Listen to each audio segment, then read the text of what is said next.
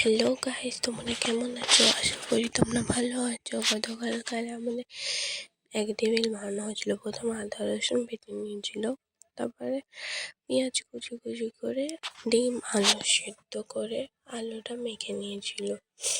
এই যে ডিম সিদ্ধ, আর এটা হচ্ছে আলু মাখা,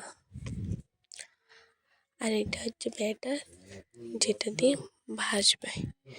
প্রথমে পেঁয়াজ কুচি দিয়ে ভেজে নিয়েছিল, তারপরে আলুটা দিয়ে ভেজে নিতে পারে। ভিজিয়ে রাখা সুজি দিয়ে পনির মতো নুন দিয়ে ডিমগুলো আর্ধেক করে ব্যাটারে করে ডুবি ডুবি ভাজতে হবে। সুজির মধ্যে করে ডুবি ডুবি ভাজতে হবে।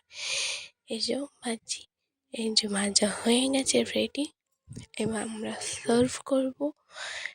এই যে আমরা খেয়ে দেখাচ্ছি। Bye bye. আশা করি তোমাদের ভিডিওটা ভালো লাগবে। টাটা।